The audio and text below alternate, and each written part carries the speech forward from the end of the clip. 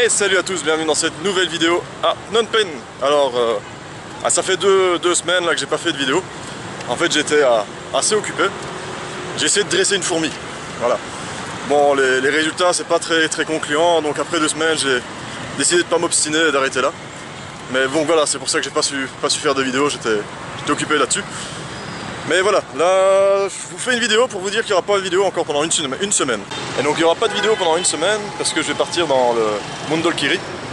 Mondulkiri, c'est la petite province à l'est du Cambodge. De toute façon, je vais rentrer à l'appart. J'ai perdu mon masque.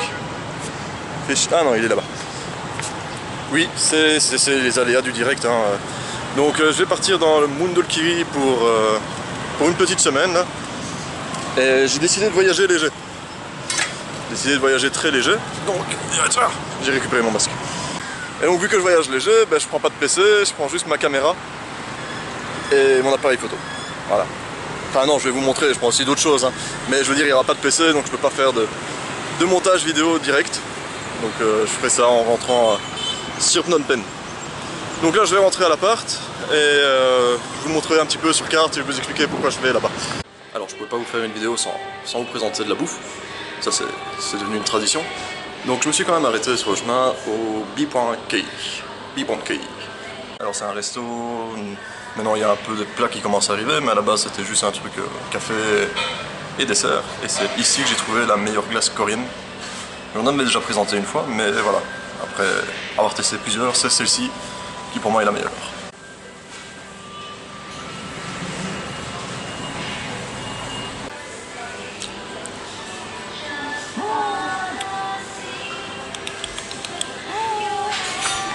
Alors après cette petite pause sucrée, retour à l'appart pour le point carte. Donc comme vous le voyez, la carte du Cambodge avec le Vietnam à l'est. Ça va, j'aurais pu l'étendre au nord un petit peu, mais on n'en a pas besoin. Donc premier voyage, on avait été ici, à l'ouest, nord-ouest à Phnom Penh, à Poi Phet. Ensuite j'étais redescendu le long du Tonlé Sap pour m'arrêter à Kampong Chhnang. Kampong Chhnang, que j'avais dit de ne pas confondre avec Kampong Cham, qui est peu plus à l'est. Bon, on doit traverser 2 fleuves pour s'y rendre, donc ça n'a vraiment rien à voir. Phnom Penh, bien sûr, qui a été plus que visité, avec Udong qui est un petit peu plus au nord. Ensuite on était parti à Koh Kong, ici vraiment, enfin oui, pas loin de la frontière encore Thaï. Tate qui est rien plus loin, à une vingtaine de kilomètres si mes souvenirs sont bons. Ça, puis oui, on était parti bien sûr, on a fait Ho Chi Minh. Ho Chi Minh qui est bien à l'est. Et cette fois-ci, nous partons, je pars, mais ouais, je vous emmène un petit peu avec moi aussi, à Mondulkiri, Sin Mondulum. Enfin, on va s'arrêter à Sin Mondulum.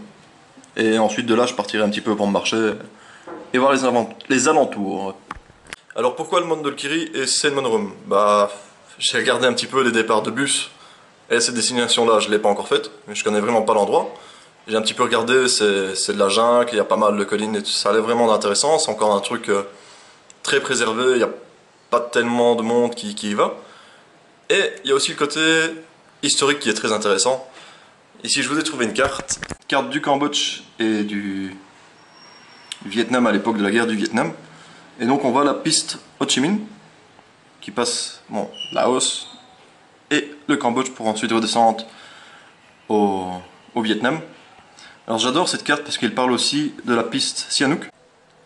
Donc en fait la piste Sihanouk on n'en parle pratiquement pas, mais ça a été une piste qui a été pratiquement aussi importante que la piste Ho Chi Minh. En fait les navires chinois débarquaient le matériel au port de Sihanoukville et de là le ravitaillement se faisait jusqu'au Vietnam.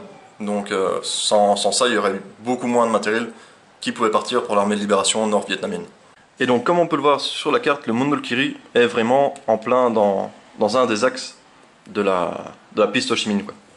Donc oui, la piste Ho Chi Minh, c'est pas une autoroute, c'est pas le 411, hein, il y avait des axes principaux, mais c'était beaucoup de petits sentiers qui se séparaient et qui allaient dans la même direction, mais voilà, il n'y a pas vraiment la piste Ho Chi Minh comme on pourrait se l'imaginer, c'est des petits sentiers quoi. Mais voilà, je serai dans la zone de la piste Ho Chi Minh. Alors, je vous ai dit que j'allais voyager léger, parce que ouais, j'en ai marre de me balader avec un sac à dos et d'avoir 50% du matériel qui est dedans que j'utilise pas, plus, allez, grosse partie du poids c'est de l'eau. Généralement dans mon sac à dos j'ai à peu près 4 litres, 4 litres et demi d'eau constamment. Donc j'en ai marre de me charger pour rien. Donc l'idée c'est de partir juste avec ce sac. Voilà, c'est partir avec ça. Je pars demain dimanche et retour jeudi. Donc je vais passer 5 jours avec ce que je sais mettre dans le sac. Pour l'eau, je vous montrerai, j'ai un petit objet qui est terrible. Je ne l'ai pas encore testé, mais voilà, ça sera l'occasion de le tester. Donc voilà, c'était une petite vidéo pour vous faire patienter jusque vendredi prochain. Parce que oui, je rentre jeudi, mais quand même c'est le temps de faire le montage de la première vidéo. Et voilà, normalement, je vais essayer de vous filmer, parce que je vous filme toujours quand j'arrive, mais pas le trajet.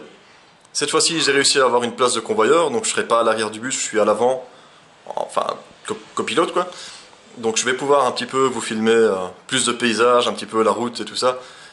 Et donc je vous dis à vendredi prochain pour la découverte de Mondolkiri.